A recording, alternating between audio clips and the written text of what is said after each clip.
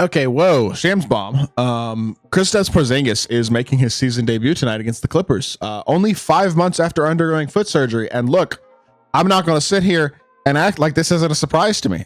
Maybe I just haven't been tuned in enough with Celtics media and Celtics news and stuff like that. But look, I agree with the comments. Thought he was back till late December. I thought he was going to be out for another month or so. I thought he wouldn't be back. I thought the target was like about New Year's. It's November 25th. He's like a month earlier than I expected to see Kristaps Porzingis. And this is one of the most important additions that any team can make in the league. I mean, already the Celtics are looking like one of the three best players and the three best teams in basketball without KP. Like, that's how deep, that's how good the Celtics have been to this point in the year.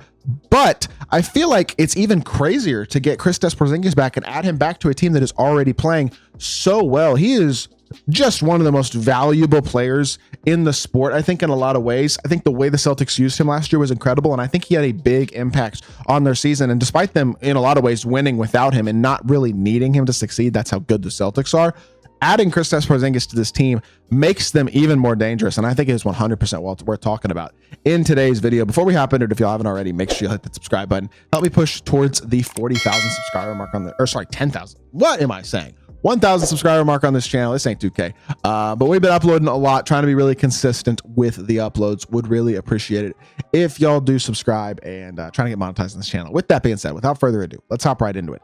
Kristaps Porzingis is obviously one of the more impactful, I think, two-way players in the sport. He has really become an improved rim protector over the past few years, which I think is a big deal. And really, he's the best Celtics rim protector by far. And when you get a guy with KP's skill set who can defend the rim at such a high level, but then also is as versatile and as capable as he is offensively, being able to catch and put the ball on the dribble a little bit, especially at his size at 7'3". I mean, they call him the unicorn for a reason. He is legitimately one of the more unique players in the sport of basketball with his overall skill set as a shooter, a little bit of a put the ball on the floor type of skill set, and then absolutely incredible versatility defensively, I feel like, for what the Celtics need.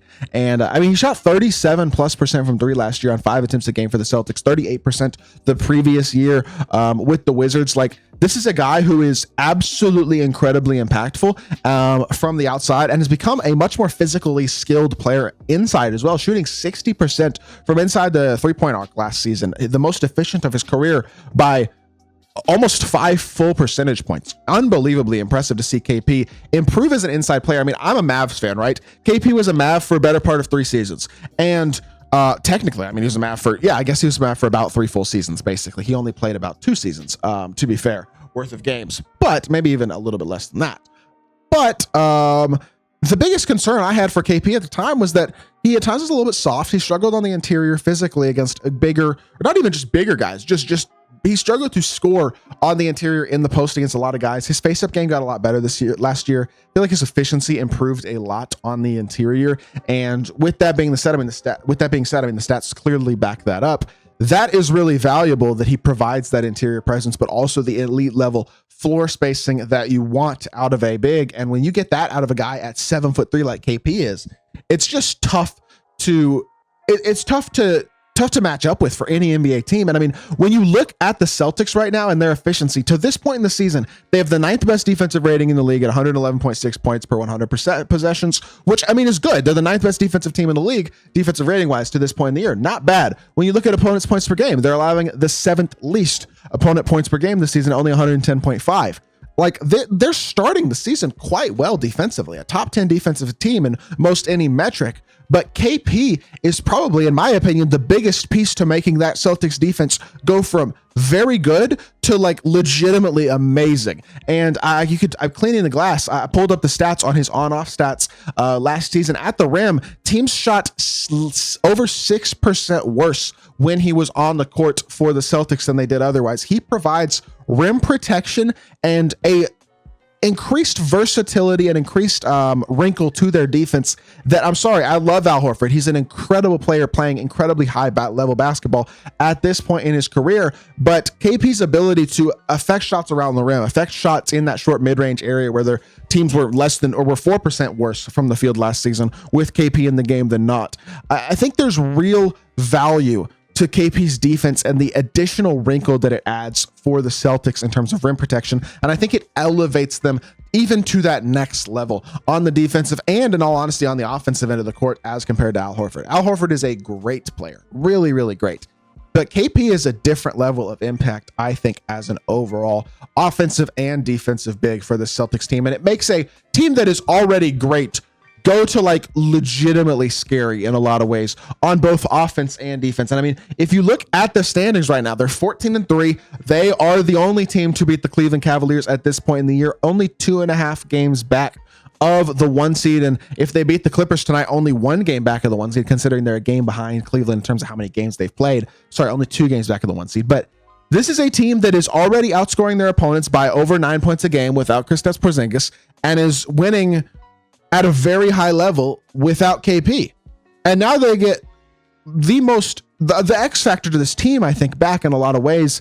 And they're pretty healthy now. They have real depth. Guys like Peyton Pritchard. Peyton Pritchard's been awesome. Sam, I know Sam Hauser hasn't been great this season, but he's proven himself to be a useful rotation guy. Even a guy like Nemias Queta, who's not going to play very much, I don't think, now that KP has proven himself to be a useful rotation big. This is a team with so much depth and so much top tier talent. And I mean, obviously, they're just basically running it back from last season. And you see why. Because this team is already playing great, and now they get one of their most impactful pieces back.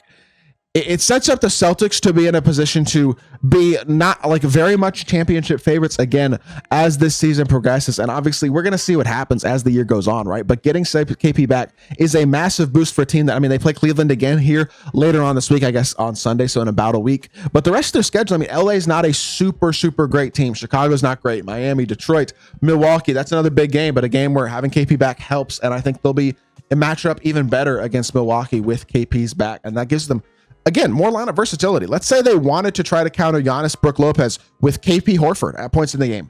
They could do that. There's so much versatility to their lineups with KP now. And outside of Cleveland and Milwaukee, the schedule, I mean, Orlando's very good, right? But if they don't have Paulo back, I'm giving the edge to the Celtics in that matchup. They have a pretty much throughout the rest of the year, not like a cakewalk schedule, but they play in the Eastern Conference. Most of their teams are against teams in the Eastern Conference that are not the best squads. I feel like they set up really well to go on a big run to end off the year and go into the new year where, yes, the matchups get a little bit harder, but they could go into the new year very much, not just in contention for the 1 seed, but likely in control of the 1 seed. And I mean, we'll see how the season progresses, obviously. Injuries happen, hopefully not as much like to KP, and his ability to stay healthy here is going to be important because that's been one of the biggest concerns in the past with KP is the injury bug, and hopefully that he is able to stay healthy this season and continue to play impactful basketball because the guy is incredibly talented, and I am really excited to see what he is capable of this season. I think adding him back was a massive, massive addition for the Boston Celtics. And look, this was a news note that I did not expect to see today, and it's going to be interesting to see how KP plays, so I thought I'd make a quick video on it. Hope y'all did enjoy the video. If you did, make sure you hit that like button, leave a comment, and subscribe. I'll be back with more NBA content very, very soon. I appreciate y'all. Peace.